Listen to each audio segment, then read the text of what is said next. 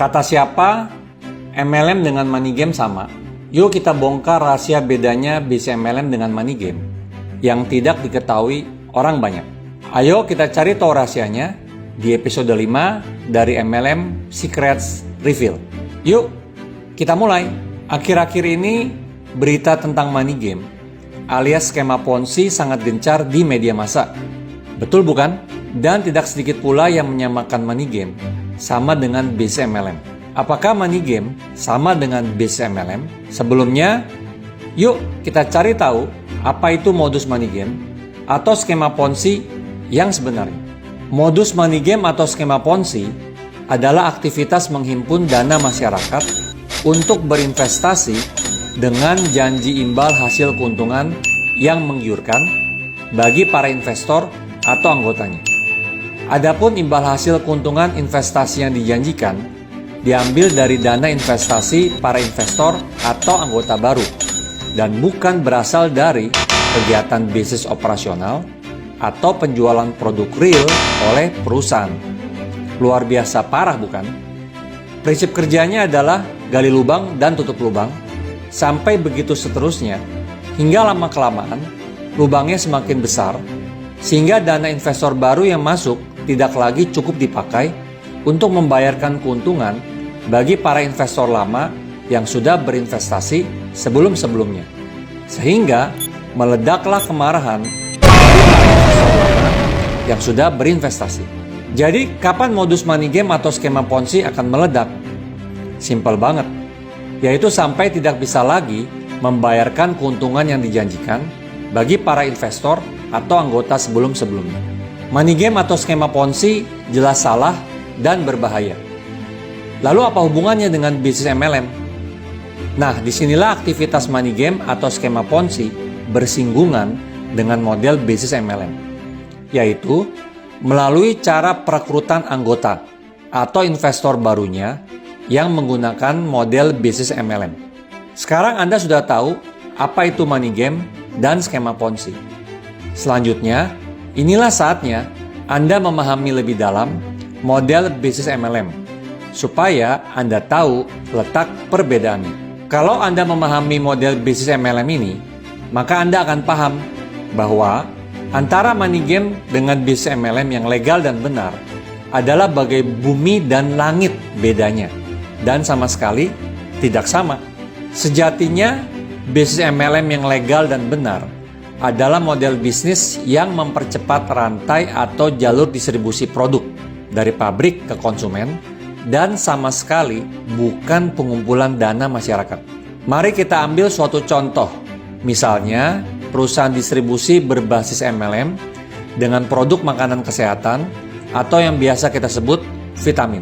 Pada umumnya, jalur distribusi pergerakan produk retail secara tradisional adalah dari pabrik lalu ke perusahaan distribusi atau distributor, kemudian ke toko atau supermarket atau minimarket sampai akhirnya ke konsumen.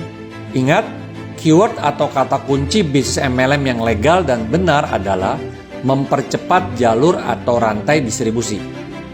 Jadi begini prosesnya. Vitamin dari pabrik bisa langsung disalurkan ke konsumen melalui perusahaan distribusi berbasis MLM tanpa perlu lewat supermarket atau minimarket atau toko lagi. Nah, dengan adanya percepatan jalur distribusi, artinya biaya atau margin harga distribusi yang tadinya untuk supermarket atau minimarket atau toko tidak terpakai bukan? Yuk kita lihat seperti apa. Sekarang kita buat satu simulasi contoh. Ingat ya, ini hanyalah sebuah contoh saja. Misalnya harga modal vitamin dari pabrik per botol adalah Rp25.000. Lalu harga dari pabrik ke distributor sebesar Rp35.000. Lalu dijual oleh distributor ke supermarket atau minimarket atau toko sebesar Rp50.000. Lalu dijual oleh supermarket atau minimarket atau toko ke konsumen sebesar Rp75.000 per botol. Nah, sekarang jika perusahaan distribusinya adalah berbasis MLM dan bukan perusahaan distribusi secara tradisional, maka artinya perusahaan distribusi tersebut bisa langsung menyalurkan vitamin ke konsumen tanpa lewat supermarket atau minimarket atau toko lagi.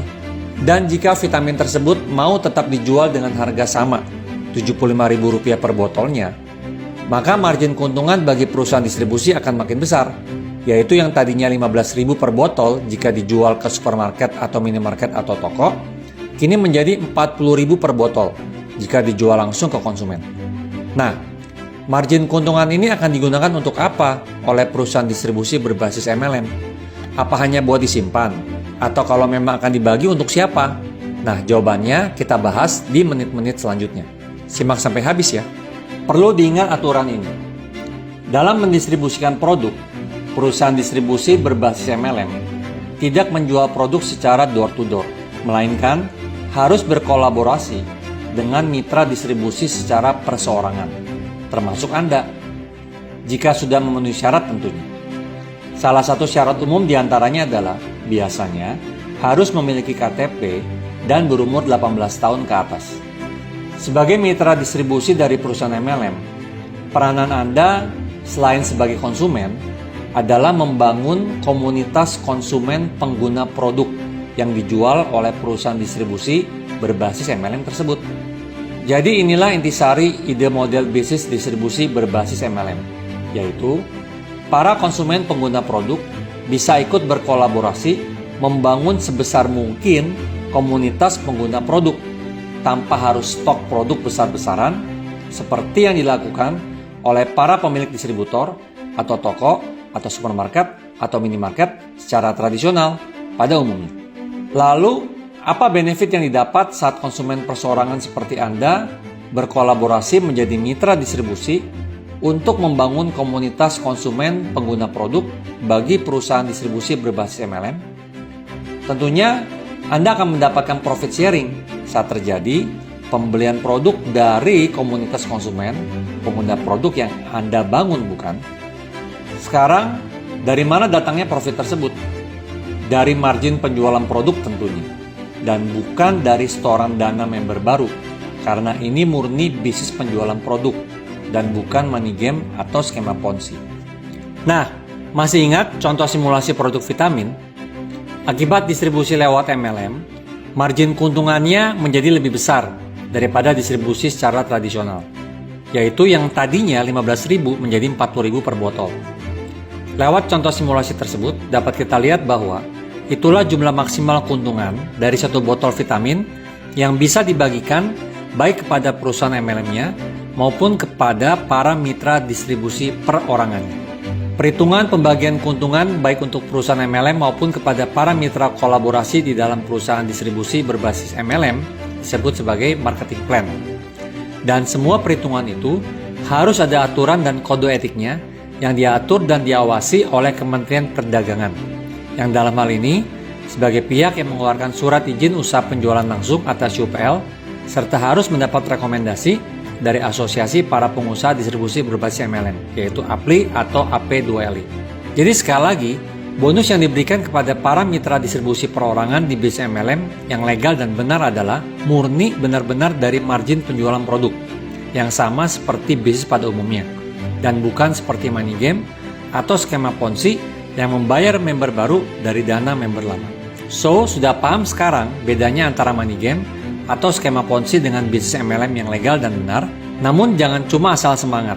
Anda perlu ingat ini, jika Anda ingin punya bisnis dengan model MLM yang bisa sustainable buat jangka panjang, maka pastikan Anda berkolaborasi dengan mitra perusahaan MLM yang memiliki 7 checklist ini, yaitu 1. Legalitas perusahaan sudah siap, yaitu berbentuk badan usaha, memiliki izin SUPL, masuk anggota asosiasi APLI atau AP2LI, dan punya sertifikat BPOM bagi produk kesehatan atau kecantikan.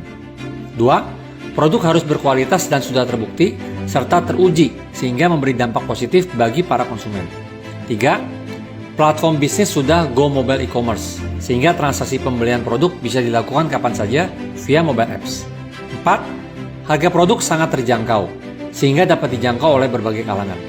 5. Market global sudah terakses sehingga para mitra kolaborasi berpotensi membangun bisnis dengan market satu dunia, bukan hanya di Indonesia.